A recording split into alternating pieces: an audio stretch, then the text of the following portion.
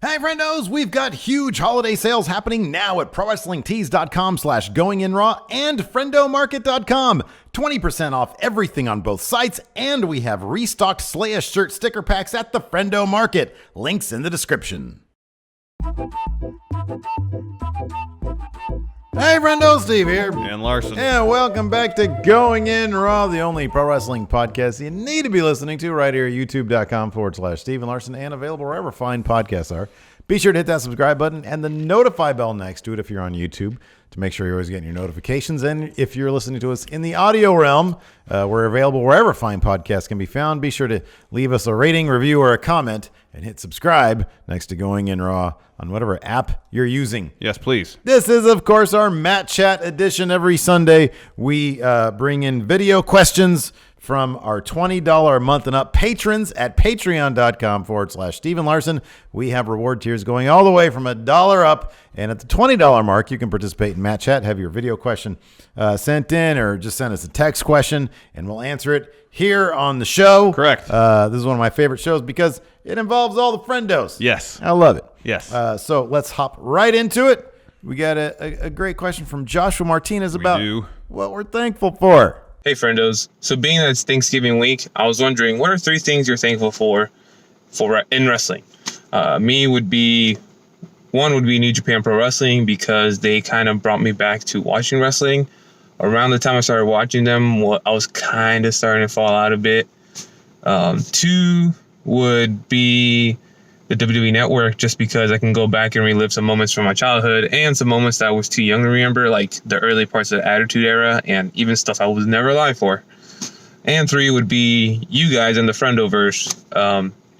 It's awesome to have people to talk wrestling with and meet people. I met Rich Hardesty when I went to Raw earlier this year. So yeah, I'll be wondering what you guys think.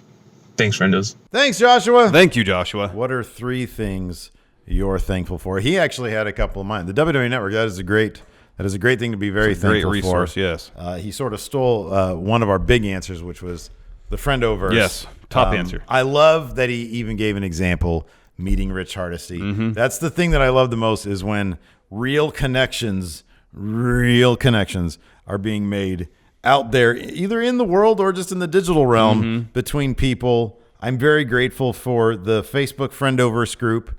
Here's the thing. The Facebook Friendoverse and the Discord group are two examples of wrestling communities that are positive. There's camaraderie, there's debate, but no fighting. Yes. Whenever that seeps into the groups, they're eliminated. I know people have been banned, but you know what? If you're going to bring a negative vibe to a group, you're out, because that's a place for positivity. And I love that we have 2 examples in the wrestling world that I'm very proud to say, and yes. I know you feel the same way. Absolutely. Sprung from enjoyment of this show. Yeah. And we try to be positive here on the show, and I think that's been the impetus for what they're trying to do. I think that attitude is reflected in the community that's built around the show, and yeah, I'm incredibly proud of that. Yeah, absolutely. And the Friendoverse is awesome. Yeah, no, it is totally great. Anyways, continue. Yeah, amazing communities there. I am very grateful for NXT UK. It is my favorite piece of wrestling right now. It is, as you guys well know, I spent 4 years of my childhood in England, and I have nothing but fond memories of that, and I think that has seeped into my love of various pop culture things. And in NXT UK, you have literally 2 of my favorite things. You have NXT wrestling. And Zach Gibson. And it's been absolutely amazing. I look forward to the 2 hours that they give us every single week. I very much look forward to watching one of those hours with you every Wednesday. It is one of the highlights of my week. So I'm grateful for that. And I'm also grateful for Mr. Lariato. Best account on Twitter. The Twitter account that has endlessly entertaining and educational gifts of pro wrestling from throughout the ages. Of course, that account is best known for gifting up a lot of New Japan, current day New Japan. And then apparently they put the clamps down on that, and They worked something out, though. They worked something out, but that is fantastic. And the last thing that I'm grateful for is the fact that somehow, some way, we were able to take a layoff 3 years ago, almost 4 years ago now, and have a second chance and a first chance to build something from what we had. And we do it successfully on a daily basis. This is our job. This is our passion. Yeah. Everything I work on, it basically is for this, and I love every second of it. Same here. And a lot of that, again, thanks to the Friendiverse for making it all possible, because without our community, we'd probably be working at Starbucks or something like this. Truth. The incredible support put forth by the Friendiverse to help this show is incredible, and I will be forever grateful for that. Absolutely. Number one thing, apart from Friendiverse, because that's tops, Adam Mayhem. You may love him, you may hate him, but you can't debate the fact that he has taken our title, our H title, defended it successfully around the world, and has increased the exposure of our podcast because of it. Just feel people tuning out right now. No way, man. Adam Mayhem, he's done a heck of a job as champion. And thank you for that, Adam Mayhem. Becky Lynch. Yes, she is a treasure. Yes, absolutely. She is an absolute treasure. If you wake up and you just need a smile on your face, go check her Twitter. Oh, that's great. She'll say something. They'll just make you laugh. Put a smile on your face. The incredible amount of work, of dedication she puts into her job, the wit that she puts forth in everything she does, and not to mention she's an awesome wrestler. She's probably the best in the biz right now. Best in the business right now. Another thing I'm thankful for, Daniel Bryan is back. Oh, yeah. Huge. And he's champion already. It was like the feel-good moment. Really and he's was. a heel. I know. And he's loving every second of it. And you can just see his face. He loves it. Every German suplex he eats, he Loves loves. it. Loves it. And I'm thankful that I get to come into this office every day, work with this guy. It's good. It's pretty good. It's pretty good. We have a pretty good. We were able to sit here, talk about wrestling, and somehow make a living out of it. I don't get it, man. It's pretty awesome. It's one of those things where, like, legitimately, if somebody said, "Hey, what job would you want over any other?" I honestly couldn't think of a better one than this. Like, maybe if we had an employee to cut some shit. I want to say this. Really thankful for our experience at All In. That was great. Such a fantastic weekend. Dude, that meetup was so great. That was so awesome. The meetup, everybody who came to our booth said hi. Yeah. Came, took pictures. Holy moly. Man, that was awesome. Yeah. I'm also grateful for the people at 2K Games. Yes. For including us in their 2K launches every year. Yeah. And allowing me to go to the performance Well, I mean, center. I could have gone too. I know. I'm grateful that I have a business partner who understands sacrifice is sometimes necessary, and didn't clown me too hard for that ridiculous Undisputed Era interview. Well, that was fine. It was just a little short. That was terrible. It's all about preparation, man. So bad. Just about preparation. It was so bad. I am proud of myself for actually walking up to them. Yeah, that takes some moxie. That's some balls there. Can you guys do an interview on me now? 'Cause I don't know if I could have done that. Oh, I've been like, they seem to be doing their thing. Oh, no, man. You got to go up there. I don't want to step on any toes. Yeah, step on all the toes. That's how you get content. Yeah, I know. And now we have an intro. Next up, we've got, a shirtless Christian. Christian! At last, you don't know where your shirt is. Let's see what he has to say. Hey guys, it is the Hall of Famer Christian here with yet another Matt Chat question. My question this week is a very, very intriguing one. Triple H has been talking a lot about NXT being a third brand. And that got me to thinking,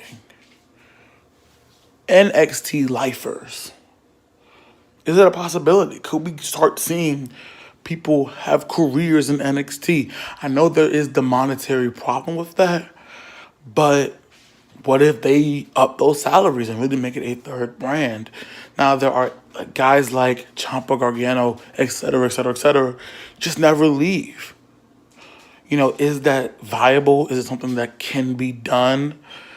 I want you guys to debate that. Too sweet, hearty handshake, righteous shoulder lean. Thanks, guys. Thank you, Christian. Thank you, Christian. Yeah, there should be NXT lifers. Heck yes. Yeah. Yeah. Sure. We're going to disagree on one aspect of this, though. If you want NXT to be on par with Raw and SmackDown, it can't just be a place for developmental for guys who Vince or Triple H who they don't think could cut it on Raw or SmackDown. If you really want to be in the same stratosphere as Raw and SmackDown, you got to keep some superstars, and I mean superstars, there to build it up to that level. So if there are some wrestlers on NXT either now or in the near future who are willing to accept that challenge, maybe willing to accept a little less money right now in the hopes that they can achieve something pretty special with NXT, not just bring it, in terms of critical response on par with New Japan, some of the other top promotions in the world, but bring it up to the level of a close level of spectacle of Raw and SmackDown. That's a pretty steep challenge. Imagine if you're... Wait a for second. Example, hold on, let me finish my thing. I'm about to turn you around on that concept right there. Somebody's going to accept less money. I said for the short term. For the challenge of making $1 billion company even more money that they're not going to see? No, they will eventually see that money. No, man. Yeah, if you're going to invest in finish. somebody to build your brand, you got to make sure they're compensated. And they will be. Let me get to it. Imagine you're Adam Cole. Profit sharing? Let me get to it. Gosh darn it. Imagine Adam Cole. You're Adam Cole. You're in NXT. You got that NXT title around your waist. Man, I'm so handsome. Yeah. Charming, too. Yeah. And you're presented with an opportunity. Let's use Adam Cole as an example because he's in my hand right now. Sure. But it could be any top-tier Aleister NXT Black, star. Yeah. Ciampa, Gargano. So Triple H walks up to him and says, all right, this is what's on the horizon the next year. We're gonna build NXT up to be on par with Raw and SmackDown. It's going to be its own thing. It's still going to be smaller venues focused on in-ring competition, but we're going to really concentrate efforts and build it up. The end game, of course, will be NXT title defended at WrestleMania on the actual WrestleMania card. So, Adam Cole, you have a choice. I will present it to you. Do you want to accept this challenge of helping me, Triple H, build NXT into its own wildly successful brand? You might not get the rewards for it now, but you will. Let me finish. Then no. But once we get to the promised land, you will reap the benefits. Because you're going to get a bigger payday if you're wrestling in WrestleMania than you are at TakeOver. The other option. Hold on. The other option is, well, I came here to make a lot of money. I'd rather do that now and go to freaking Raw or SmackDown. But there's benefits to working for NXT. You don't have to worry about the road schedule, man. There's benefits to it. Let me finish what I'm trying to say. You're interrupting me and disrupting my train of thought. I'm sorry. Yeah, shut your trap. Let me finish. It's so not convincing, though. Nobody would take that deal. I don't know. Some people might take that deal. Nobody would take that deal. Well, if you had a choice, say you had a family, you're in NXT, you're presented with an option of staying there and helping build that brand into something that's really more special than what it is, to raise the prominence of that brand. And then you have to be on the road for 250 days a year. You can spend time with your family. You wouldn't consider that? Especially if the end game is having NXT on par roughly with Raw and SmackDown, having matches at WrestleMania, still having access to the largest platform possible. And when that happens, reaping the financial benefit from it. The only thing you said there that means a damn to anybody, and that would be you included, would be being able to spend more time with your family. That's the only thing that matters. If $1 billion company says, acting like they're building some mom and pop shop because like they need you, but they can't afford to pay you the same money Seth Rollins is making, you laugh them away. I don't give a crap about NXT. Look, I think it'd be great if NXT got more prominence with me on the watch, but I'm here to make more money. Now, if what you're offering me is something that compensates me, and I get to hang out with my family more, then that's a benefit. But there is a thing. I think in we hear that people in NXT don't get paid as much. I don't think that's across the. I mean, people in NXT don't get as paid as much people in the main roster. But the idea that everybody in NXT makes the same amount, I think, from what I understand, is not true. Oh, we know it's not true. The top flight guys they signed from the Indies probably make a pretty handsome living. Sure. In NXT. Yeah. I'll say this. If somebody sincerely, if they say, hey, you can make $400,000 a year on main roster, with the travel schedule, you're not going to see your family. Or you can make $200,000 a year with just a bare amount of traveling. You get to see your family way more. There's no state income tax in Florida. Nope. That's something else. However, the thing is, that could work with, I would say, like a Cassius Ohno level guy. A guy like, because the thing is, a guy like Gargano, a guy like, especially in your. I mean, he was this guy I had in my hand. Adam Cole. No, I know, but if we're talking about guys like that, Adam Cole, Gargano, Black. Well, I'm guessing Adam Cole signed NXT because he thought he could get to WWE main event WrestleMania. That's the thing. All those guys that I just mentioned are potential main event WrestleMania guys, and so we're talking millions for them. A guy like Cassius Ohno. Or a guy like, let's say, Danny Burch. I originally thought Samoa Joe might have been that situation where you say, hey, look, here's a couple $100,000. We really want your leadership. We want you to be a stable presence in NXT. Help us build the brand is our goal. But to incentivize that for you, here's $200,000 a year, and you get to spend more time with your family. Now, that's a realistic way of approaching it. It is to a degree, but how? No main eventers are going to take that. How? I mean, I love Cassius Ohno. He's great. But you need a cornerstone if you're going to build NXT. Which is why I mean, I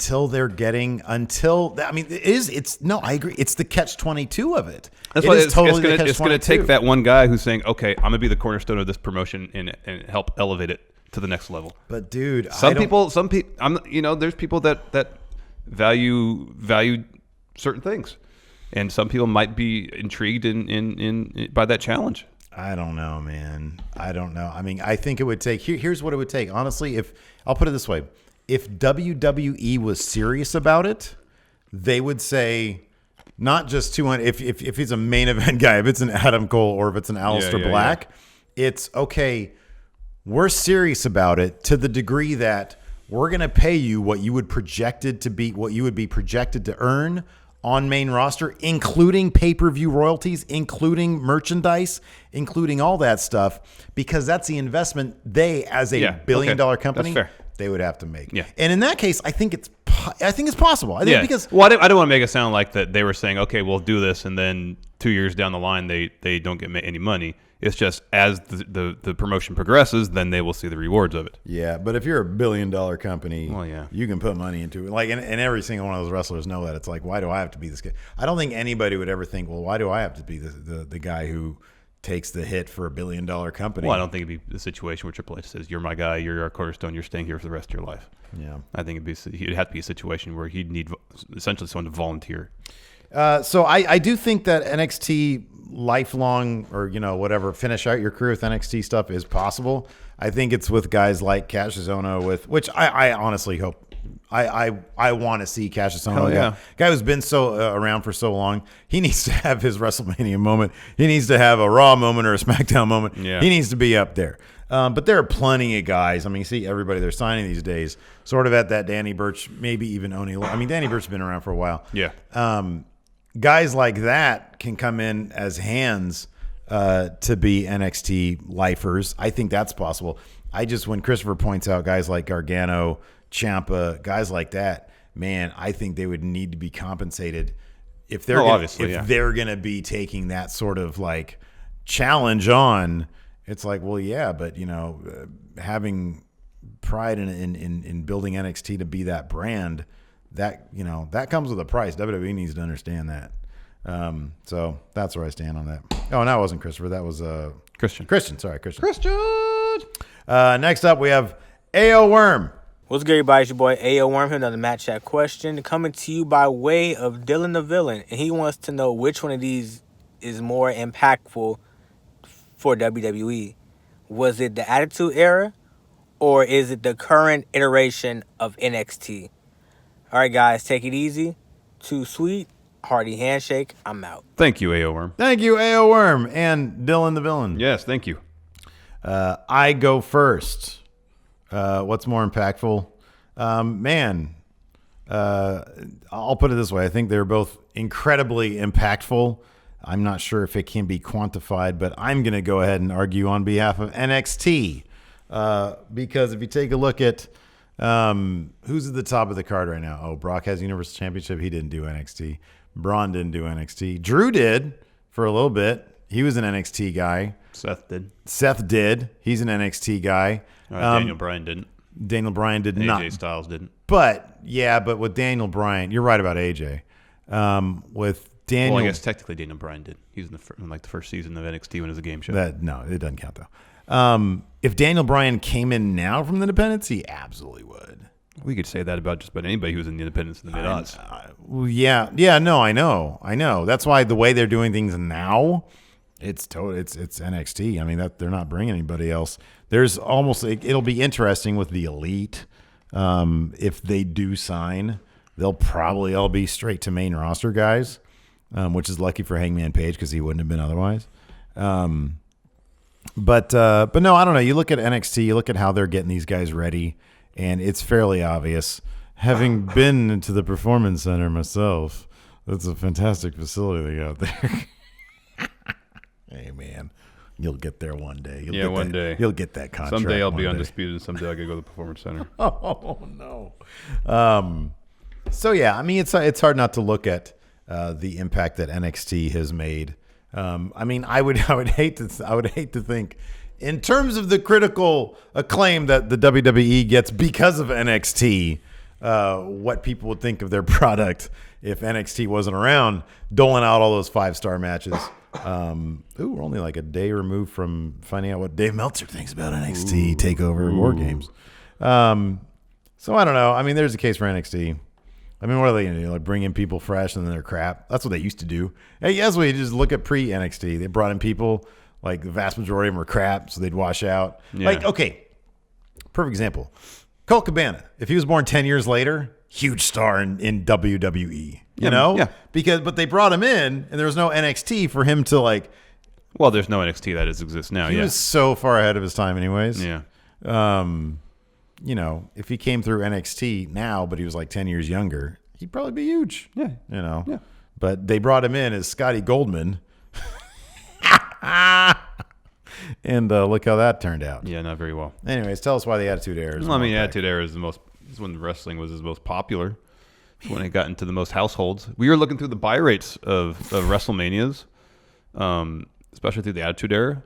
They were all touching or surpassing 1 million buys for WrestleManias. Pay-per-views were regularly like in the half millions. I had never actually heard the figure that Stone Cold was making during those peak Attitude years, Attitude Era years. $12 million in a year. Yeah. That's so many shirts. Wrestling was never more popular than it was then, viewed by as many people. Probably more people were spending money on it than ever before, and maybe since. And Stone Cold, The Rock, to slightly lesser extent, Triple H, Mick Foley, all became pretty much household names. Yep. As did Vince McMahon by that point. Yep. So in terms of the impression that it left on us, pretty massive. Your favorite wrestler still, Stone Cold. Yep. So Attitude Era. That's the correct answer.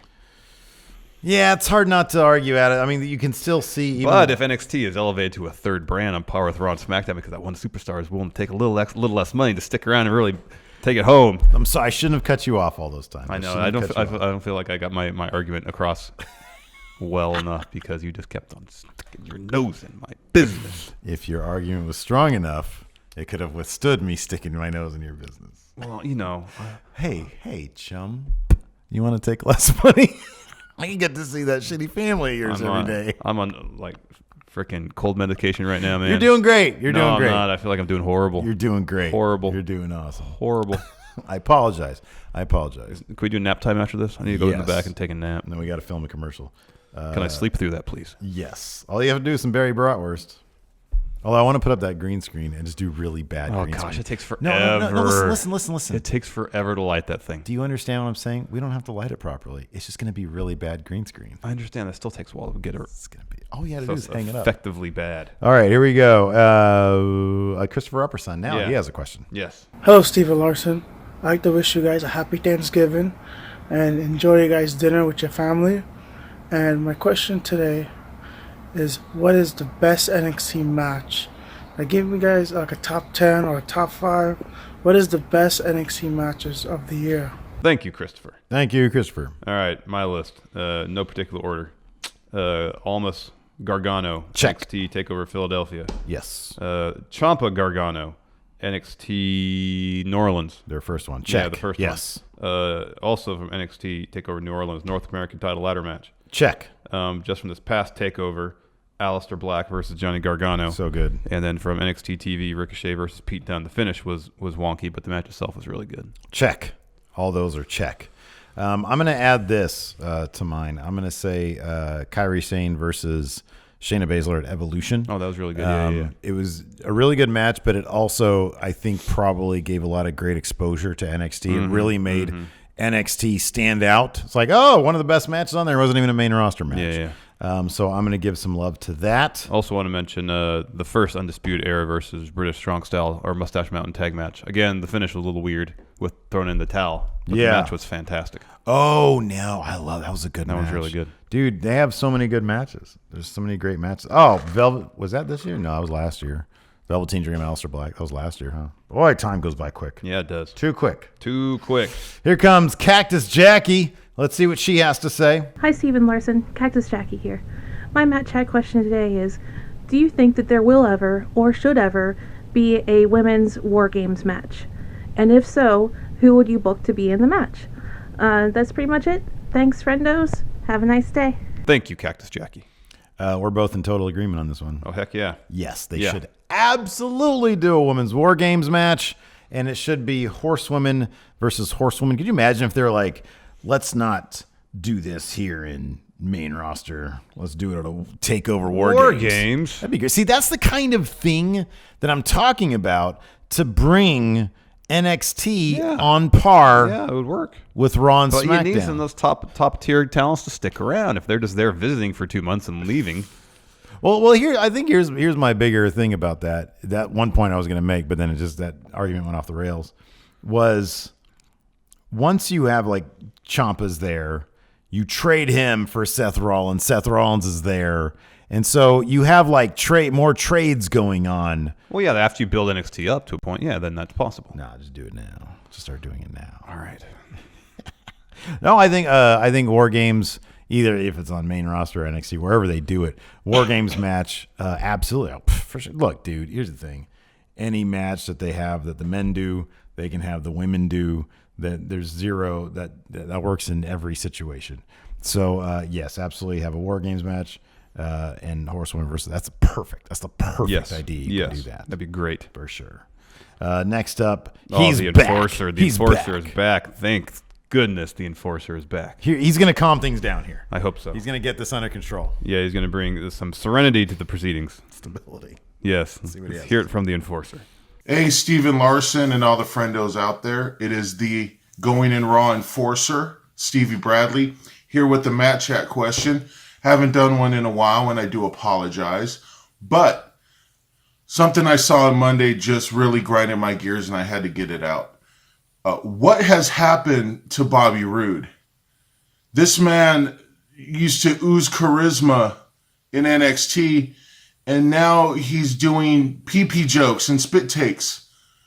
I'm surprised they didn't have the man say, "Can you spell iCup?" This is a travesty, and I'm just wondering, what can we do to fix Bobby Roode? Because this ain't working. It hasn't worked since he got called up.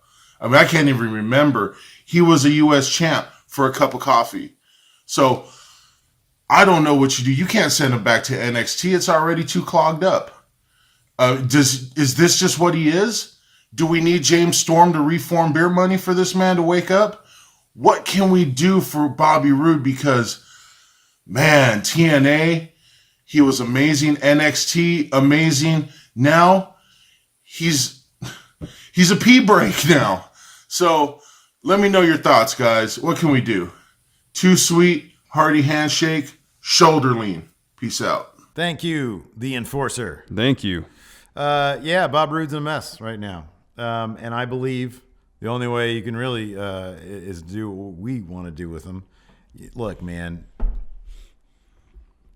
people most fondly remember Bob Roode as one half of, as Stevie Bradley here says, beer money. I'm not looking to bring James Storm, and I know James Storm really wants to come to WWE. Yeah. I don't want that to happen. Not really. Bob Lashley. Make them an upper class, upper crust business version of APA. You guys need a hit. Let us know who, and we'll go take care of it. And they're not in the back doing beer. They're back there having only the finest. Like cognac. Cognac. Yeah. Exactly. They got their snifters swirling it around. Exactly. Fine Cuban cigars. Yes. Right? And they have like they demand the most lush locker room setup, their own locker room. Yeah. It's more of a lounge. No poker table. It's a suite. Yeah. That's what it is. Yeah. So yeah, there's that. That's what they do. You just have to give him some dimension. Because right now he has 0 dimension. Yeah, dude. He's there making pee-pee jokes. It's not dimension. Hey, that was the most He dimension seemed like he we've was ever having seen fun, but still, what made him great in NXT is that he had dimension. He was a heel, but he wasn't necessarily cowardly. He was opportunistic. He was tactical. He was strategic. He didn't run away from a fight. He liked messing with people. Yeah. We never really saw him do the whole CEOs in the front row thing, but I think what the character eventually evolved into was wildly entertaining, and I didn't miss that aspect of it.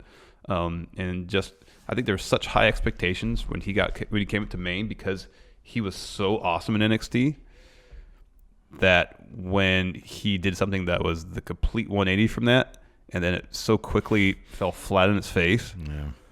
It's so disappointing, and that disappointment is written all over his face. Just give him some dimension, give him some wins, let him chew on something in terms of an interesting character, and I think he'll do great. I have no idea why he's in. Like, if you look at who was in that cafeteria scene, it was a loser's locker room. Why is he hobnobbing with Slater and Rhino? That's terrible. It is. That's now, let me ask you this: if Bob Roode knows now what he knew then, and Triple H comes up to him and says, "Do you want to stay in NXT or go to main roster?" What does Bob Roode say? You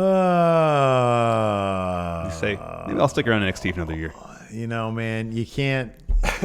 Hindsight's 20/20, man. If we all knew the future, yeah, we'd make different decisions, probably. Yeah. But I don't know. If he's making a grip of money, I'm sure he signed a pretty good deal just going to NXT. He probably did. All right, next up, Jeffrey Nguyen's got a quick question about. We'll let him say it. Yeah. With NXT UK up and running, what territory should WWE go to next? And which talent should be signed / transferred over? Thanks, friendos. Thank you, Jeffrey Nguyen. Thank you, Jeffrey. So, NXT, Larson, where do you think they should go next? Mexico, Central America. Go to Japan. Screw it. You know what? Y'all want to be New Japan anyways. Just go to Japan, show them how it's done. Sign away everybody in Dragon Gate, including Bastard Pac. Sign the Red Faction. Yeah, do that. Now go to, go to Mexico and just form another mad group. Yeah. Like play loose with the rules. NXT mad. Yes. Gimmick infringement left and right. That's what you do. I don't know. I guess Japan. Look, I'll be honest. I don't care. They're in the UK. That's all I care about. That's all the wrestling I need right now. So I don't really, anything there, anything after that is a step down. So I don't care. Don't care. All right. Sacramento, NXT Sacramento. Do that. Okay. Next up, we've got Tim on the spot, on the location. Tim Spulak. Let's see what he has to say. Friendos, Tim Spulak back with another Matt Chat question coming live from the 16th Street Mall in Denver, Colorado. We're going to stay on the topic of sibling rivalry. Last week we talked about Shane and Stephanie. This week we're going to talk about actual brothers, non-kayfabe, actual brothers that fight. What's been the best brotherly feud? Whether it's the Harlem Heat, whether it's the Hart brothers, whether it's the Steiner brothers. What is the best feud between brothers that are real-life brothers? Till next time, guys. Can I get you anything? So this has got to be the Hardys, man. They wrap things up with the final deletion. That was one of the all-time greats in pre-filmed wrestling matches. That was fantastic. Of course, they had plenty of good matches in WWE before they left to do their excursion in TNA. But then in their excursion, you had Itchweed, the Broken Stuff, their final deletion match.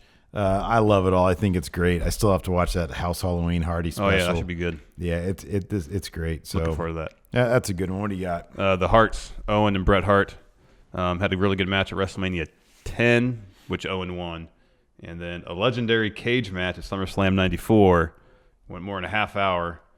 Bret went over. They eventually reconciliated. and formed the new Hart Foundation.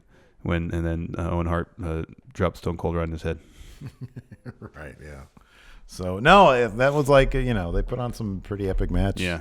That match. That Well, a did. couple matches at least. Yeah. Well, they did one. It was like Oh, there's that WrestleMania. one, too, where Owen... they did the steel cage one, right? Yeah, that was this one. And that then one they where also Owen, did Mania, right? Yeah, then Owen got involved in Brett's feud with Bob Backlund. Remember when Owen was like begging Oh, yeah. Mama Hart to throw in the towel? Yeah, that's right. Because yeah. Brett was stuck in the chicken wing. Yeah. But she was like, no, you're a heel. And he's like, do it for Brett. Come on, Mom. Come on, Mom. Next up, Loki Richard has a question. Let's see what Loki has to say from the Freak Legion. Hello, Stephen Larson. Loki Richard here, the Freak of Flight, with another Matt Chat question. This time, it's a would you rather. Pay-per-views are about 4 hours now, 7-8 matches. So, would you rather have a pay-per-view where all the matches are 3 stars, really good matches, you walk away saying, good match? Or would you rather have a pay-per-view where one match is Okada versus Omega, grand epic, lasting throughout time, but you also have one match that is a complete, utter cluster? Not fun to watch at all. Jeff Hardy versus Sting bad. Have fun with the debate. See you soon. Thank you, Loki. Thank you, Loki. Give me competence. Give me good to decent across the board. Okay, and here's why, especially for WWE pay-per-view. Consistency is really lacking in their product. True. So if I can walk into pay-per-view knowing that I'm going to be entertained from bell to bell for the duration of the show with some good wrestling, might never reach transcendence, but you got to keep those moments few and far between, otherwise they lose how special they are.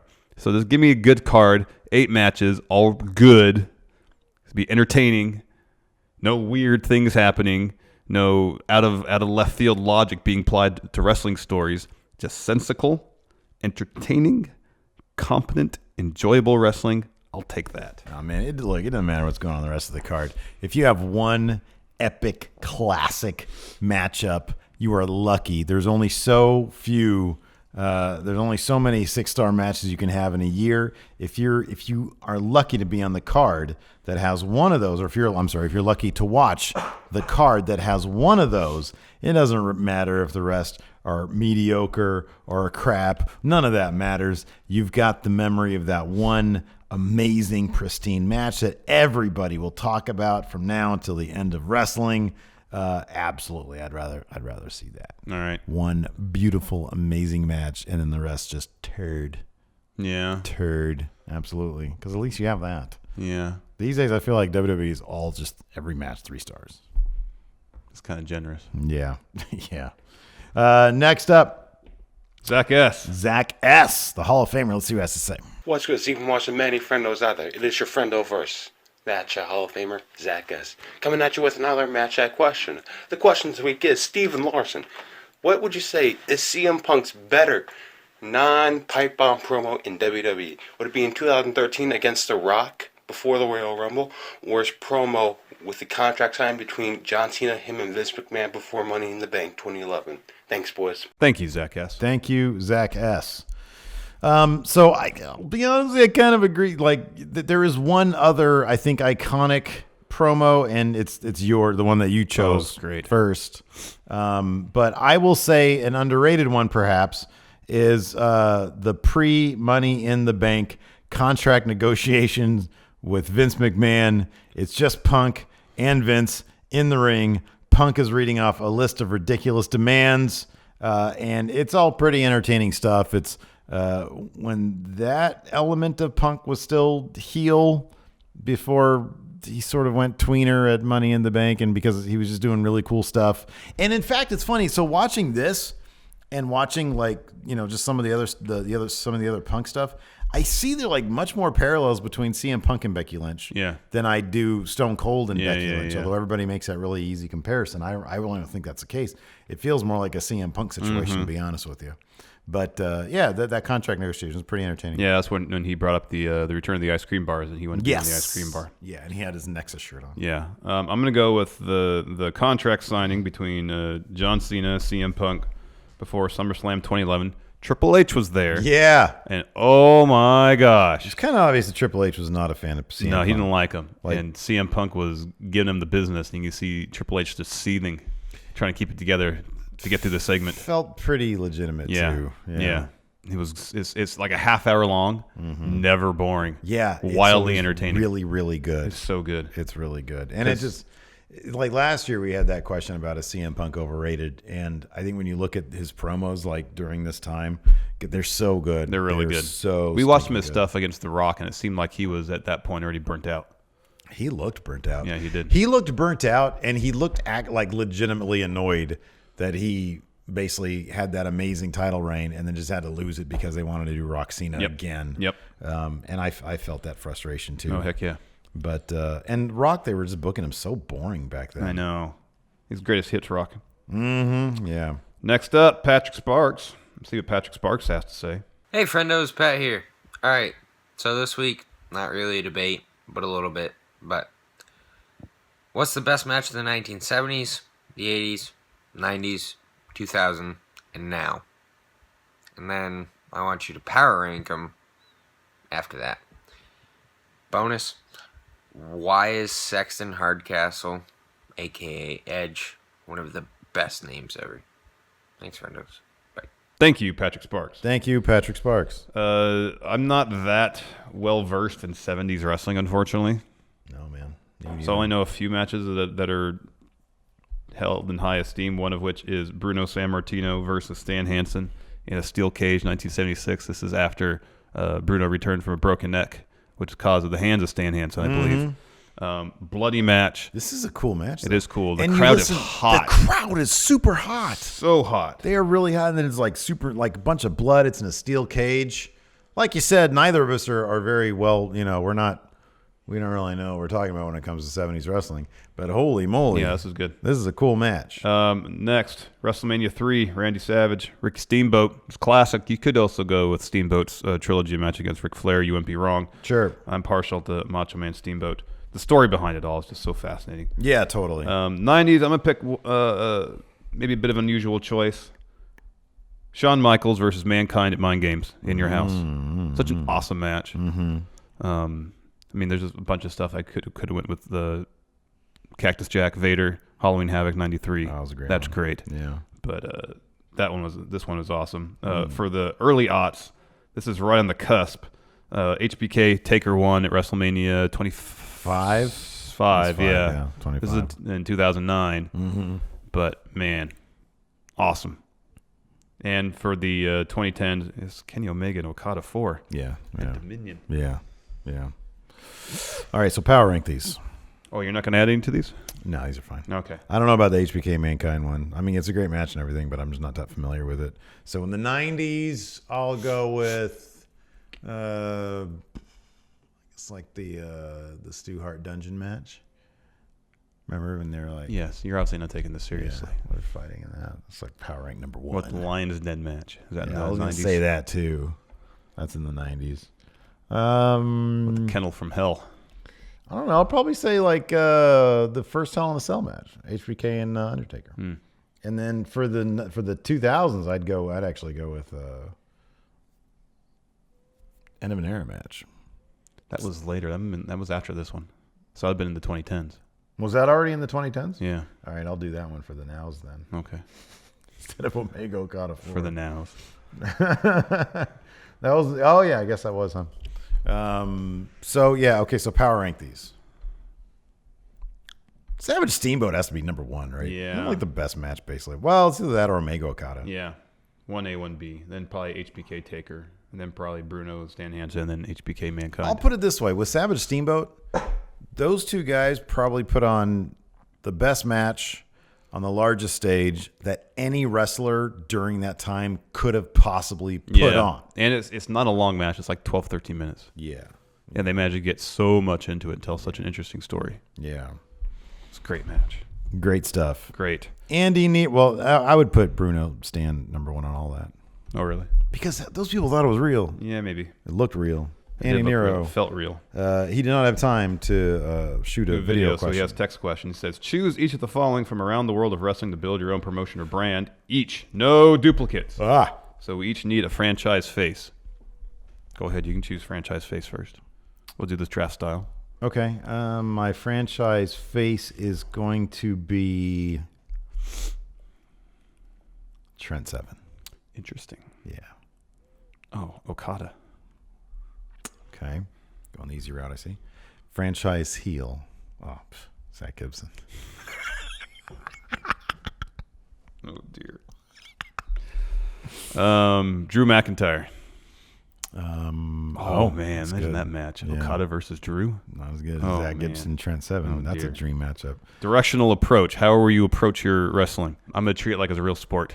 Oh, good. I like that. Okay. So down to like backstage interviews like that, not how WWE does it. Locker room interviews, like in between matches. Remember when SmackDown, like before matches, they'd have Renee Young go in there and do an interview right after the match? Yeah. And it felt like a sports thing. Yeah. That was different. It was interesting. I like that. Yeah. Creative structure. What does this mean exactly? I guess it means you're head booker. Oh, okay. I don't know. Creative structure. Do you have a booking committee? A writer's room? It's just me. Yeah. It's me on a typewriter. Yeah. 5 minutes before they go live. Yeah. Steve, we need that script. You made a mistake. Roll it up, get the white out. Let it dry. 3 hours later, it's Roll it back done. down. We're already finished with the show. Show's over. Show's over. One Creative other structure. I would allow the wrestlers who know best how to wrestle the match. Okay. I'd just be involved in saying, here's the storylines. Maybe I'll have a couple people help me out.